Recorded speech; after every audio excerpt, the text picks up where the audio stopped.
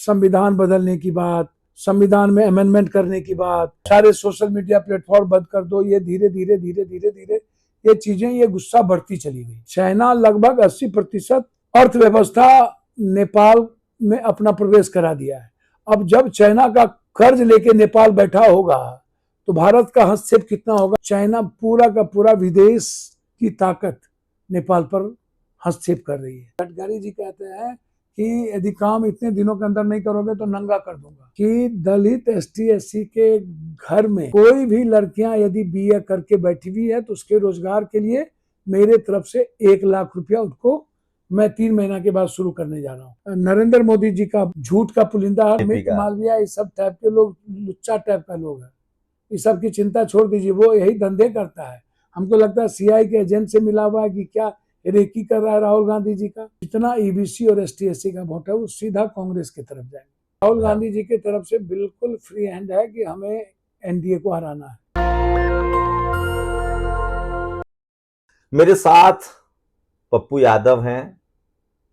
नेपाल में जो हालात बने हैं, भारत की मीडिया खबर चला रही है कि वहां जो 13 प्रधानमंत्री हुए उसमें 10 ब्राह्मण और 3 राजपूत समाज से हुए। पप्पू यादव जी का जो लोकसभा क्षेत्र है वो बिल्कुल नेपाल से लगता हुआ है। नेपाल इनका आना जाना भी रहा है। भारत का बेटी रोटी का संबंध रहा है। जो मधेसी जिसको कहा जाता है वो ज्यादातर लोग जो हैं वो खासकर मधुबनी, पूर्णिया, कटिहार, अररिया, फारबिसगंज, पूरा एकदम एक घरेलू मोतिहारी तक का संबंध है। नेपाल से हमें वीजा भी नहीं लगता, हम आते जाते रहते थे। क्या वहां लोकतंत्र खतरे में है? क्या राजतंत्र आने की आहट है? या फिर सचमुच वहां जो KP ओली की जो सरकार थी, वो शर्मा जी थे, वो वहां तरस था? क्या है मामला, इसको समझने की कोशिश करेंगे। क्या लग रहा है ये जो नेपाल में जो ये सब हुआ, क्या राजतंत्र की आहट है? देखिए, एक बात समझिए, नेपाल में आप बहुत ज्यादा ब्राह्मण या राजपूत या नेपाल एक ऐसा देश है जहाँ संस्कृति को, जो भारत की और नेपाल की जो संस्कृति, इसको भी समझने का, सामाजिक संस्कृति, बेटी रोटी ही नहीं, हमारी जो विरासत, हमारी जो संस्कृति है जिस पर, वो नेपाल और हमारे साथ बिल्कुल मैचुअल है। तो बुद्ध की संस्कृति, हाँ, बुद्ध का बुद्धम शरणम गच्छामि, बुद्ध का जो फिलॉसफी है, वो जो सनातन, जो वसुधैव कुटुंब की बात करता है, सनातन हिंदू नहीं है, इसको आप समझने का प्रयास। हाँ, मैं जानता हूँ सनातन मतलब जो सबसे पुराना है, जो धम्म से आया है। जी, धम्म से आया है। तो आप इसको समझिए, वहाँ जो लोग हैं वो काफी लिबरल होते हैं, वो काफी सात्विक होते हैं, बहुत कम गुस्सा। ब्राह्मण समाज का वर्चस्व आप नहीं मानते? नहीं, मेरी बात समझिए। आप इसको ऐसे मत समझिए। खस आर क्या है? बहुत नेपाल, आप तो नेपाल आते जाते हैं। बुद्ध को मानने वाले लोगों की संख्या नहीं, खस आर कौन और है? जो मधेसी के जो लोग है ना, मधेसी में, मधेसी लोग जो है वो लगभग EBC OBC ST SC के लोगों की संख्या 80% है वहाँ। आप समझिए, मधेसी तो सत्ता में नहीं थे ना। नहीं, आप समझिए ना, मधेसी के बगैर सत्ता नहीं हो सकती है। सर, संसद में खस आर ज्यादा है, मतलब राजपूत और ब्राह्मण। मैं वो नहीं कर रहा हूँ, प्रधानमंत्री, राष्ट्रपति, संसद में कौन ज्यादा है ये सवाल वहां पर नहीं है। सवाल नेपाल की जो जनसंख्या है, आप उसको उठा करके देखिए। और चंद्रशेखर जी जब डेमोक्रेसी की बात लंबे समय तक लड़े, और हम लोग भी, पप्पू यादव भी, उस लड़ाई में बहुत लंबा तक चला।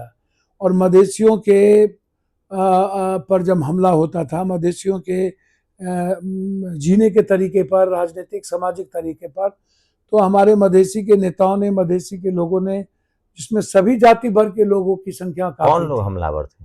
हमलावर बिल्कुल चाइनीज, जो चाइना को मानने वाले लोग थे, जो माओवादी लोग थे। वो नहीं चाहते थे कि डेमोक्रेसी हो भी, उसमें प्रचंड भी था। तो हाँ, प्रचंड प्रधानमंत्री बने, राजतंत्र जाए, लेकिन हिटलर शाही नहीं जाए। राजतंत्र जाए, इसके पक्ष में सब तो, लेकिन चाइना का अधिपत्य वो खत्म ना हो। कैसे मेरी बात को समझिए, थोड़ा सा समझिए। ये गुस्सा लंबे समय से चला आ रहा है युवाओं के भीतर। जो हमारी डेमोक्रेसी बनी, सरकार बनी, वो नेपाल के इकोनॉमिकल फ्रीडम के लिए, उसके आर्थिक लगातार आर्थिक रूप से नेपाल कमजोर होता चला गया। हमेशा नेपाल की जो अर्थव्यवस्था रही वो भारत पर आधारित रहा। भारत के व्यापारिक दृष्टिकोण, सामरिक दृष्टिकोण पर हम दोनों एक दूसरे के साथ कोहली चीन की गोद में जाके बैठ गए। हाँ, आप इसको समझिए। जिस तरीके से वो संविधान बदलने की बात जो भारत में लगातार आप देख रहे थे, संविधान में अमेंडमेंट करने की बात और सत्ता का दुरुपयोग करके आम आदमी की आवाज को संविधान में अमेंडमेंट करके दबाने की बात, तो ये धीरे धीरे सारे सोशल मीडिया प्लेटफॉर्म बंद कर दिया, सारे सोशल मीडिया प्लेटफॉर्म बंद कर दो। ये धीरे धीरे ये चीजें, ये गुस्सा बढ़ती चली गई, स्वाभाविक गुस्सा बढ़ती चली गई। दोनों जो लगातार आवाज उठा रहे हैं, आप उसको समझिए वो बुद्धवादी हैं, उसको किसी तरह की राजनीतिक चीजों से मतलब बहुत नहीं है। दोनों बच्चे, दोनों लड़के जो वहां के हैं, वो अब बार बार कहते हैं कि ये कहाँ का पक्ष है। आप इसको समझिए, चाइना लगभग 80% अर्थव्यवस्था नेपाल में अपना प्रवेश करा दिया है। अब जब चाइना का कर्ज लेके नेपाल बैठा होगा तो भारत का हस्तक्षेप कितना होगा। गरीब लोग सड़कों पर हैं। मैं वही बात कह रहा हूँ, गरीब लोग सड़कों पर है। नहीं, मुझे ये बताइए कि क्या भारत की विदेश नीति क्या होनी चाहिए? अच्छा, एक बात क्योंकि हमारे पड़ोसी देश पाकिस्तान हमारा दुश्मन देश रहा। सर भारत, बांग्लादेश, श्रीलंका और अब नेपाल, तीनों में लोकतंत्र लगभग खत्म हो गया। नेहरू से लेकर के लाल बहादुर शास्त्री और मनमोहन सिंह जी, राजीव जी से इंदिरा गांधी, गर्व किया जाता था दुनिया में। अटल जी, जब देश और दुनिया में लोग जाते थे हमारे पीएम, आप जब पूरी अर्थव्यवस्था आर्थिक मंदी में थी तो पूरी दुनिया ने नेता के रूप में मोदी जी का भी तो दबदबा है दुनिया में। मेरी बात तो सुनिए सर, दिखता है ना दबदबा है कि नहीं? 11 सालों के अंदर हमारी सबसे पहली कूटनीति क्या होनी चाहिए कि पड़ोसियों को मजबूत रखें और पड़ोसी मेरा रहे। हम चाइना और पाकिस्तान तो हमारा सबसे बड़ा दुश्मन है ही भैया। म्यांमार तो हमारा कभी भी दुश्मन नहीं रह सकता था, दोस्त रहता। आज म्यांमार भी हमारे साथ खड़ा नहीं है, बांग्लादेश खड़ा नहीं है, श्रीलंका खड़ा नहीं है, और अब नेपाल की स्थिति आप देख लीजिए। नेपाल में पूरा का पूरा राजनीतिक आर्थिक समावेश चाइना का हो चुका है। चाइना पूरा का पूरा विदेश की ताकत नेपाल पर हस्तक्षेप कर रही है। एक दूसरी चीज, हमने क्या किया 11 सालों के अंदर, अपने ही इंटरनल झगड़े में हम फंसे रह गए। हिंदू मुसलमान, सत्ता, कुर्सी, अभी एक चुनाव हुआ तो दूसरे स्टेट के चुनाव को लूटने में लगो और गाली देते रहो। इंटरनल झगड़ा हमारा बढ़ता चला गया। साउथ अलग, नॉर्थ अलग, मणिपुर 2 सालों से लगातार घटना पर घटना हो रही है, इम्फाल अलग, नागालैंड अलग। बिल्कुल भारत में लगता है कि मणिपुर, नागालैंड, अरुणाचल हमारे साथ है ही नहीं, बिल्कुल अलग है। साउथ जाइएगा तो लगता है कि हिंदी के साथ वो नहीं है। हर चीजों को लगातार 11 सालों में अपने कुर्सी और सियासत के लिए और अपने उद्योगपति दोस्तों के लिए इन्होंने क्षेत्रवाद बढ़ा है भैया। क्षेत्रवाद ही नहीं बढ़ा, क्षेत्रवाद नहीं बढ़ा, पूंजीवाद और उद्योगपतियों का हस्तक्षेप हमारी डेमोक्रेसी में। अच्छा, नेपाल में जो वहां के जो एक सबसे बड़े कॉर्पोरेट टाइकून थे महतो, उन पर भी हमला, उनका भी घर लूट लिया। मेरी बात समझिए, जब वहां के पीएम के पत्नी को मार दिया गया, पूर्व पीएम की पत्नी को, ये सही है? ये गुस्सा कहां तक जाए? और वहां के मंत्री को पीटा गया यार। कुछ लोग कह रहे हैं कि जो शांतिपूर्ण आंदोलन चल रहा था उसमें कुछ राजनीतिक दलों ने आंदोलन को हाईजैक करने के लिए अपने लोग घुसाए, नहीं, मेरी बात, युवाओं को मरवाया और आग लगी शुरुआत कर दी। मेरी बात आप समझ, जेड का उसमें हाथ नहीं है। एक बात मैं आपको बताऊं, जेड जैन जो है वो हिंसक नहीं थे। मैं बहुत क्लियर आपको, ये हिंसा बाद में प्रायोजित हुआ और इसमें विदेशी ताकत बढ़ी। आप इसको समझिए, वो राजतंत्र लाना चाहते हैं। बिल्कुल, वो राजतंत्र के अलावा दूसरा कुछ भी नहीं लाना चाहते। ये माध्यम ही है राजतंत्र लाने का, इसको आप समझिए। अखिलेश जी ने एक ट्वीट किया है कि सरहद पर, सीमा पर शांति होनी चाहिए, भारत सरकार की पहल होनी चाहिए। देखिए, भारत सरकार ने जिस तरीके से पूरे पड़ोसी देशों को भारत का दुश्मन बना लिया, सबसे बड़ा फेल्योर हमारी विदेश नीति और कूटनीति का है। और आज चाइना, पाकिस्तान से लेकर नेपाल तक 80% चाइना का हस्तक्षेप हो चुका। सर, हमारे देश में चाइना का हस्तक्षेप होना, हमारा देश का एक हिस्सा चाइना की बात कर रहा है। आप आरोप लगा रहे हैं कि प्रधानमंत्री जो अभी चीन दौरे पर गए, क्या वो किस नंबर पर थे? वो 7वें नंबर पर, 8वें नंबर पीछे। कहीं नजर आया कि आज तक भारत का प्रधानमंत्री कभी ऐसा वहां मोदी नहीं हुआ है, अपने भारतीय मूल के लोगों से शायद नहीं मिले। भैया आप पीछे उठा के देखिए ना भैया, मैं क्या कह रहा हूँ, मेरी बात तो समझिए। पहलगाम के बाद आपके साथ कौन देश खड़ा था? मात्र एक, इजराइल। सबसे आपके साथ विश्वास वाला देश कौन सा था? रूस। रूस आपके साथ क्यों नहीं खड़ा हुआ? ट्रंप क्यों भड़का हुआ है? सर, रूस क्यों खड़ा नहीं हुआ? छोड़ दीजिए ट्रंप, वो तो खुद चाइना के साथ है, वो फंसा हुआ है युद्ध में। मैं आपको क्या कह रहा हूँ, रूस आपके साथ खड़ा नहीं हुआ? नहीं हुआ। एक जो मेरे जिस ब्रिगेडियर का हाथ जिस सैनिक के खून से लथपथ हो, अमेरिका उसको बिरयानी खिला रहा है। हाँ, असीम मुनीर को। और हमारा विदेशी मंत्री वहां बैठा हुआ है। एक तब इनको ट्रंप को भाई नजर नहीं आया, आज ये ट्वीट कर रहे हैं कि रियल में मेरा ट्रंप भाई है। आपको पता है ट्रंप ने कहा है कि हमने 50% टैरिफ लगाया है, यूरोप को 100% टैरिफ थोपना चाहिए भारत पर। मैं वही बात मैं आपसे अभी तो बोला, छोटी सी टैरिफ पर जापान के प्राइम मिनिस्टर ने इस्तीफा दे तो क्या ये सब संसद में आप मेंबर ऑफ पार्लियामेंट हैं, आप कोई साधारण आदमी नहीं है? संसद में ये बहस करें तब ना, ये तो बहस इन सब मुद्दों पर करना ही नहीं चाहते, ना वोट पर, ना चुनाव आयोग पर, ना टैरिफ पर, ना ट्रंप पर। हमारे नेता ने तो स्पष्ट कहा कि तुम बोल दो ट्रंप झूठ बोल रहा है। ट्रंप ने जिस तरीके से कहा कि मैंने रोका, उस वक्त इनके अच्छे मित्र नहीं थे ट्रंप। जब ट्रंप लगातार हमारी किसान को खत्म करते जा रही है, आईटीएन को खत्म करते जा रही है, हमारी नौकरी पेशा खत्म हो रही है, हमारा वीसा पॉलिसी को खत्म करते जा रहा है, तब इनके अच्छे मित्र नहीं थे। पप्पू यादव अपने आप में एक पॉलिटिकल पार्टी है। आप हर मामले पर, और आज अब कांग्रेस के आज आप बिहार के चुनाव को लेकर बड़ी बैठक हुई, आप उसमें शामिल थे, क्या रणनीति तय हुई? नहीं, अभी तो हम लोग की गहरी चिंता नेपाल को लेकर के। हमारा देश सबसे बड़ी महत्वपूर्ण कि बिहार का बॉर्डर इलाका है और हमें हर परिस्थितियों में भारत को हस्तक्षेप करना चाहिए और बॉर्डर पर अपने सेना को बढ़ावा देना उस पर चाहिए। तो बात हुई, लेकिन आपकी तस्वीरें वायरल है, आप मीटिंग में थे, राहुल जी के साथ आपकी मीटिंग हुई है, बिहार चुनाव को लेकर जो बैठक हुई है उसमें राहुल गांधी जी का पूरा ट्रस्ट पप्पू यादव के साथ है। और मैं इतना जानता हूं कि जो माहौल राहुल गांधी जी के नेतृत्व में बना है, हमें हर कीमत पर समाज के अंतिम जो ईबीसी है, एसटी है, एससी है, ओबीसी है, ऊंची जात में भूमिहार समाज के जो लोग हैं, ब्राह्मण समाज के लोग हैं, उन्हें हमें कांग्रेस की जो परंपरागत वोट है उससे जोड़ना होगा।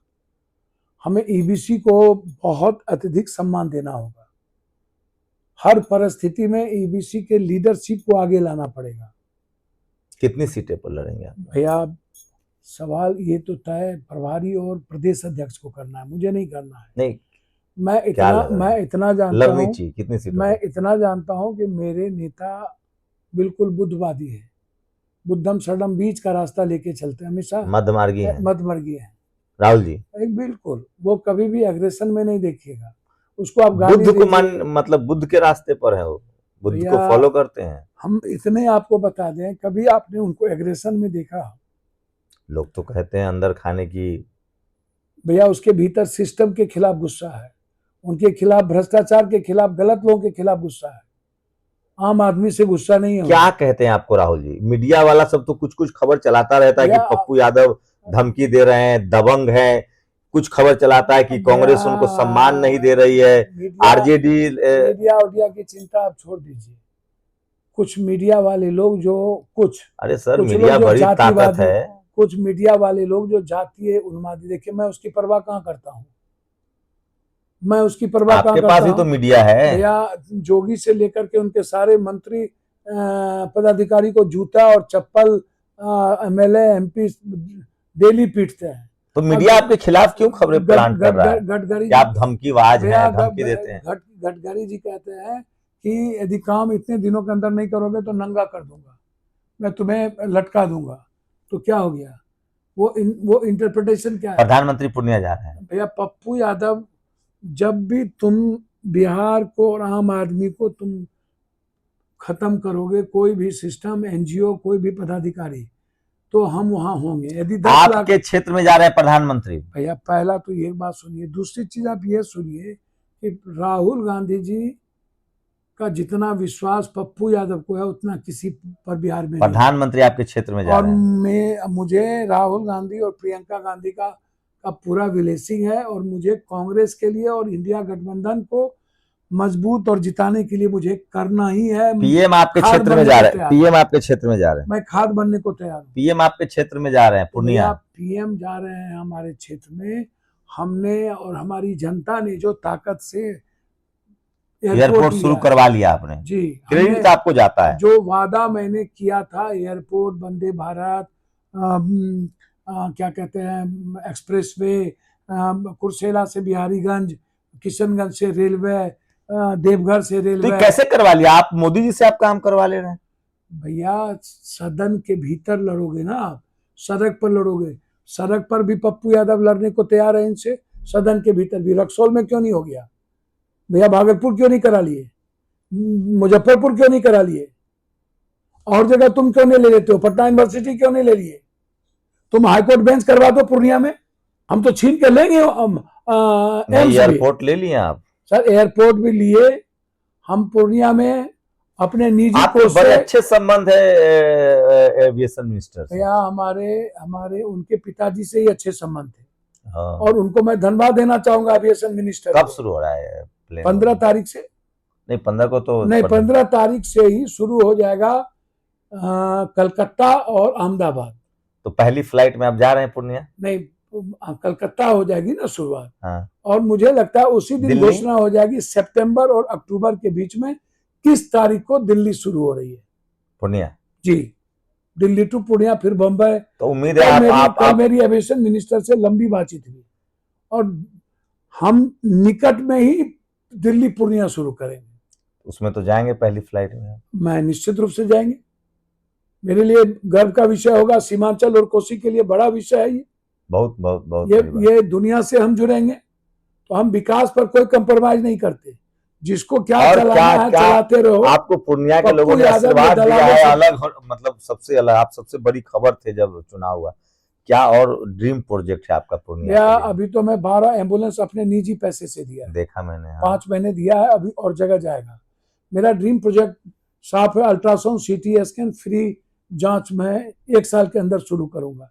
मेरा ड्रीम प्रोजेक्ट है दलित एसटी एससी के घर में बीए की हुई जो भी लड़कियां उसको 1 लाख रुपया में रोजगार के लिए। अम्बेडकर हॉस्टल ठीक करवा दीजिए। सर अम्बेडकर छात्रावास उतने नहीं है ना। मैं तो अम्बेडकर छात्रावास ठीक कराने जा ही रहा हूं। मैं आपको बहुत क्लियर बता दूं कि दलित एसटी एससी के घर में कोई भी लड़कियां यदि बीए करके बैठी हुई है तो उसके रोजगार के लिए मेरे तरफ से 1 लाख रुपया उसको मैं 3 महीना के बाद शुरू करने जा रहा हूँ, निजी पैसे। चुनाव में प्रचार कब शुरू करें? बिहार चुनाव भैया पहले क्वालिटी बेस सीट का हो जाए, उसके बाद मुझको लगता है कि टिकट सही व्यक्ति को मिल जाए और चयन सही सीट का हो जाए तो इंडिया गठबंधन जीतेगी। आप कब से प्रचार शुरू करें? जब तय हो जाए। जब प्रचार तो मेरा शुरू है, हम तो वैसे तो आप 365 दिन रहते हैं। मैंने कहा एकदम मतलब चुनावी प्रचार रथ कब चलवा रहे हैं? मैं जब राहुल जी के साथ ही प्रचार करेंगे, आपका अलग अलग कारवा चलेगा? हमने तो कहा है कि प्रियंका गांधी और राहुल गांधी का अधिक से अधिक कार्यक्रम लगे। हमारे लिए तो सबसे बड़ा मास लीडर वही, और हम राहुल गांधी जी के नेतृत्व में ही चुनाव जीत सकते हैं, दूसरा कोई रास्ता नहीं है। राहुल गांधी के मुद्दे और संघर्ष पर ही चुनाव जीत सकते हैं बिहार में। एक तरफ यदि नरेंद्र मोदी जी का झूठ का पुलिंदा हाथ। एक तरफ वो राहुल सब गांधी कह का रहा है सच्चाई। राहुल गांधी मलेशिया घूम रहे हैं, बाहर में नहीं जा अब रहे हैं। राहुल गांधी जी का मुद्दा ही सब नहीं बचा भैया। राहुल गांधी जी बहुत ऊपर जा चुके हैं। ये चोर चिल्लर की बात छोड़ दीजिए, इनको राहुल गांधी का इतना अमित दर्द है। मालवीय ने ट्वीट किया है, भैया आईटी सेल का हेड है बीजेपी अमित का। मालविया इस सब टाइप के लोग लुच्चा टाइप का लोग है। इस सब की चिंता छोड़ दीजिए, वो यही धंधे करता है। हमको लगता है सीआई के एजेंट से मिला हुआ है कि क्या रेकी कर रहा है राहुल गांधी जी का। इसको सर्व नहीं आता। जेड प्लस में रहने वाले नेताओं का ये क्या रेकी क्या आज करता है। राहुल जी से आप मिले, क्या बात हुई? राहुल जी से मिले, बातचीत तो सिर्फ संगठन और कैसे हम एनडीए को हराएंगे और इंडिया को जीतेंगे। राहुल गांधी जी का एक ही लक्ष्य है, इस देश के संविधान की रक्षा और लोकतांत्रिक व्यवस्था को बचाना। राहुल गांधी का एक ही लक्ष्य है भैया। राहुल गांधी अपनी बात कभी नहीं करता। इनके तरह माँ की बात, नाना की बात, दादी की बात, पिंडदान इसका बड़ा भाई करता है। और पिंडदान कब हो गया, इनका माँ बाप का पिंडदान परिवार कब कर लिया। अब ये छोटका बेटा का भी पिंडदान सुने हैं। और जब ये कट्टर हिंदू हैं तो कभी आप सुने हैं कि बाल दाढ़ी नहीं बनाएगा अपने माँ पर मरने पर। हम तो आनंद मार्गी है, नहीं बनाते। अरे मोदी जी बुद्धिस्ट है। अच्छा, मोदी जी बुद्धिस्ट है। आप नया अरे किताब वो पढ़े हैं क्या? बड़नगर से है ना, बड़नगर में हिंसांग फायान भी गया था। भैया मुझको समझ में नहीं आता। मोदी जी बुद्धिस्ट हैं बड़ा बुद्ध विहार है वहाँ तो बड़नगर में। अच्छी बातें हैं। मोदी जी बुद्धिस्ट हैं तो हमको लगता है कि अब साधना में उनको लीन हो जाना चाहिए, बकस देना चाहिए देश को। आप इस सब गप हमको मत दीजिए। वो जा रहे हैं फिर माँ का नाम का इस्तेमाल करने 17 तारीख को बोध गया। वहां वो तो पिंडदान बोध गया तो ज्ञान की भूमि है, सबको जाना पड़ता है। बुद्ध वहीं से इनलाइटमेंट भैया हुआ। तो जैसन जैसन बात करते हैं ना, हद हो गया। गुजरात के लोगों को बोध से क्या लेना देना भैया। गुजराती लोगों को क्या बोलते हैं भैया। जा रहे हैं ना प्रधानमंत्री बोध गया बोध गया जा रहे हैं तर्पण के लिए। तो वो पिंडदान करेंगे। छोटका बेटा पिंडदान करता है। और जब एक अभी बार तो जानकार लोग बताएंगे, हमको एक नहीं बार जानकारी। एक बार जब पिंडदान हो गया तो दोबारा पिंडदान होता ये है। भी जानकार लोग बताएंगे तो हमको। भैया वो आप जानिए। आपने मोदी हमको जी लगा कि शायद महाबोधि बोध बिहार जाएंगे, आज तेजस्वी जी भी गए हैं। पता नहीं तेजस्वी जी गए हैं तो महाबोधि बोध बिहार गए हैं आज उन्होंने। ठीक है, धन्यवाद। एक आखिरी सवाल है कि क्या देख रहे हैं, क्या बीजेपी नीतीश कुमार, मांझी, चिराग पासवान एक तरफ है?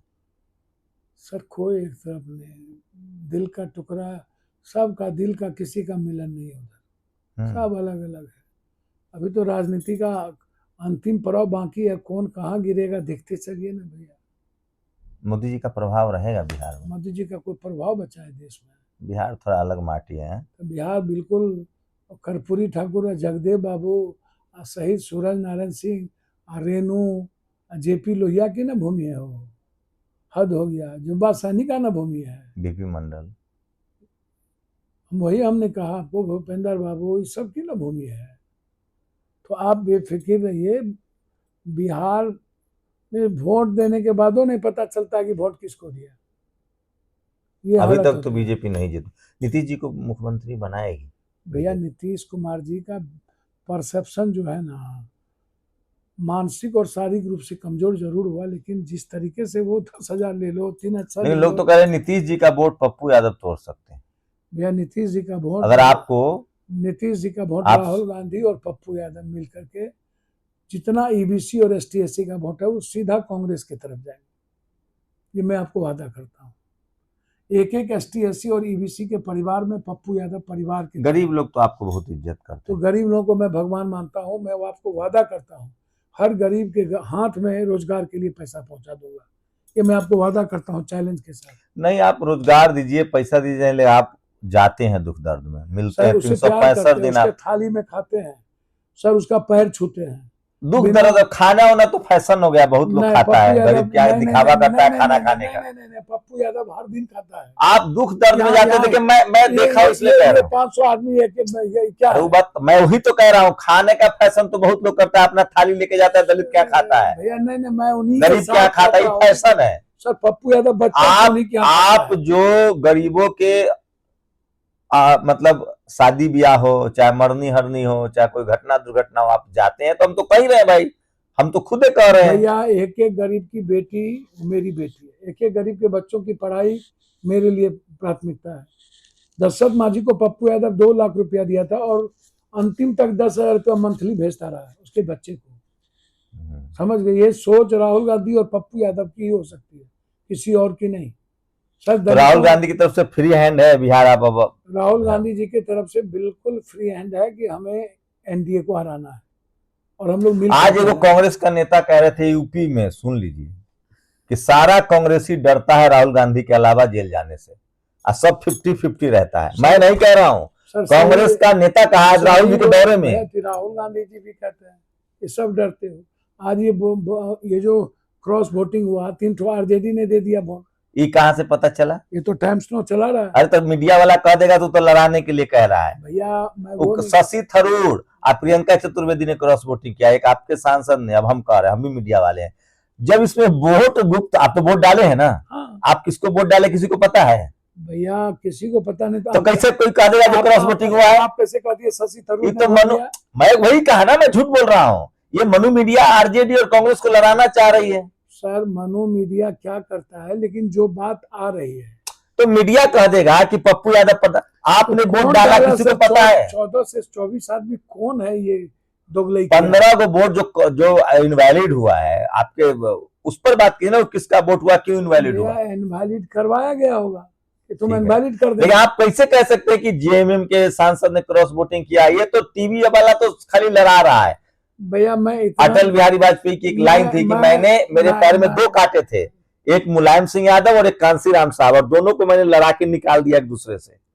मैंने एक बात आपको, मीडिया वाले लड़ा रहा है आपको, कांग्रेस आरजेडी को। मैं एक बात बोलूं, हाँ, मीडिया तो हमेशा लड़ाती है और हमेशा फालतू बात करती है। उससे पूछे कि तुम्हें कैसे, जब वोट गुप्त था, इसमें पार्टी हुई भी नहीं, बीजेपी बताया होगा कौन तो बीजेपी तो बताएगा कि वो तो चाहता है कि आरजेडी कांग्रेस में लड़ाई हो जाए। देखिए आरजेडी कांग्रेस में लड़ाई हो जाए बीजेपी चाहती है। हाँ।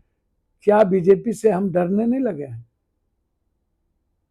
बीजेपी से लालू जी डर रहे हैं, बीजेपी से लड़ने की जरूरत है, डरने की जरूरत लालू जी डर रहे हैं। नहीं, लालू जी तो कभी नहीं डरे। अब वो क्या डरेंगे? लालू जी को नहीं कोई डरा सकता। छोड़िए पप्पू यादव को। पप्पू यादव तो दुनिया में धरती पर कोई डरा सकता है? कोरोना डरा नहीं पाया, पटना का बाढ़ डरा नहीं पाया, कोरोना हमको मार नहीं पाया, और कितना कोई गोली पप्पू यादव को चलिए मैं ये एक बात जरूर कहूंगा कि इस देश में पप्पू यादव जैसे लोग, जो आम लोगों के रिच वाले नेता हैं, इनसे मिलिए, कभी लगेगा कि नहीं कि 6 बार के सांसद से मिल रहे हैं। लोकतंत्र में ऐसे लोगों की कदर है और होने चाहिए, ताकि लोगों का भरोसा रहे कि उनका नेता, उनका सांसद, जब ऐसे वक्त में जब एक मुखिया नहीं मिलता है लोगों से, पप्पू यादव 365 दिन और 24 घंटा आम लोगों से मिलते हैं। आप लोग अपनी राय जरूर दीजिए। शुक्रिया सर हमसे बातचीत के लिए। नमस्कार, नमो बुद्धाय। शंभू कुमार सिंह, नेशनल दस्तक, दिल्ली। दस्तक की आपसे गुजारिश है कि अगर इसको बचाना चाहते हैं तो नेशनल दस्तक को सब्सक्राइब करने के लिए रेड कलर के सब्सक्राइब बटन को दबाएं, फिर बेल आइकन की घंटी दबाएं। नेशनल दस्तक को बचाने के लिए बहुत जरूरी है कि हर खबर को शेयर करें, लाइक करें, कमेंट जरूर करें।